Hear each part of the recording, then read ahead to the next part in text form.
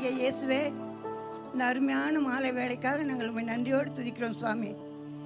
என் சமாதானத்தையே நான் உங்களுக்கு தருகிறேன் என்று சொன்ன ஆண்டவரே, உங்கள் சமாதானத்துக்காக நாங்கள் இங்கே ஓடி வந்திருக்கிறோம் அப்பா. உலகம் தரக்கூடாத சமாதானத்தை நீர் எங்களுக்கு தருவப்போவதற்காக நன்றி செலுத்துகிறோம். உலகத்தின் பல பாகங்களிலிருந்து வந்திருக்கிற மக்களை ஆசீர்வதிப்பா.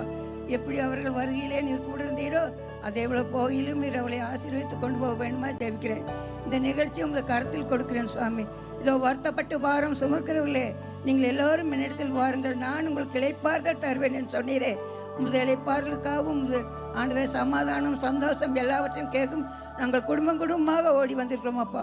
ஒவ்வொரு குடும்பத்தையும் ஆசீர்வதியும் பலப்படுத்தும் பாதுகாத்துக்கொள்ளும். இந்த நிகழ்ச்சியிலும் இந்த கிருபை துவக்கம் முதல் முடிவிற்கு இருக்க வேண்டுமா கெஞ்சுகிறோம். மீட்பர் இயேசுவின் மூலம் ஜெபிக்கிறோம் பிதாவே, ஆமென்.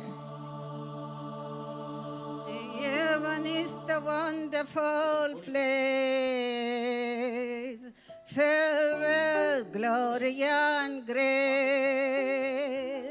I want to say my Savior faith.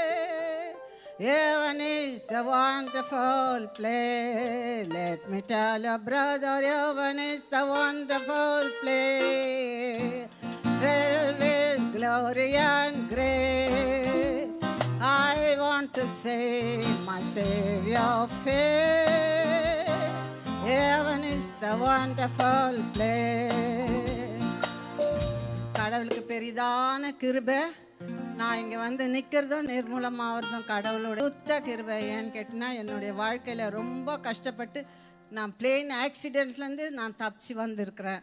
Mother Teresa கிட்ட 1950 வருஷத்துக்கு முன்னால் அவங்கக்கிட்ட நான் வேலை செஞ்சேன் குஷ்டரோகம் ஹாஸ்பிட்டலில். அப்போது அவங்க என்கிட்ட சொன்ன ஒரே ஒரு வார்த்தை, நீ கடைசி வரைக்கும் லாசரோ போல் தாழ்மையாக இருக்க நீ கற்றுக்கோ, கடவுள் உன்னையும் உன் பிள்ளைங்களையும் அதிகமாக ஆசீர்வதிப்பார் அப்படின்னு நிறைய சிலுவை போடுவாங்க. ஒவ்வொரு ஜூஸ் படுக்கையும் நம்ம க்ளீன் பண்ணும்போது அவங்க 1000 சிலுவை போடுவாங்க. இங்கே இருக்கிற ஒவ்வொருவரையும் நீங்கள் ஆசீர்வதித்து கடவுளை உயர்த்தணும். நம்ம வாழ்க்கையில் எப்பொழுதும் கிருபை சமாதானம் நம்ம கூட இருக்கணும். வேறு எதுவும் நமக்கு வேணாம். இந்த உலகத்தில் நம்ம ஒன்றும் கொண்டு போகிறதில்ல. உலகமெல்லாம் ஆதாயம் என வாழ்ந்தார் மகிழ்ந்ததில்லை, ஆன்மாவே உமக்காதாயம் என வாழ்ந்தார் கவலை இல்லை. கடவுள் எல்லாரையும் ஆசீர்வதித்து இது சந்தோஷத்தோடும் சமாதானத்தோடும் நம்ம கூட இருக்கணும். உலகத்தில் எதுவுமே இல்லை, அவருடைய சமாதானம் நம்மோட பெரியது. ஆசீர்வதிக்க இயேசுவின் மூலம் ஜெபம் கேளும் நல்ல பிதாவே, ஆமென்.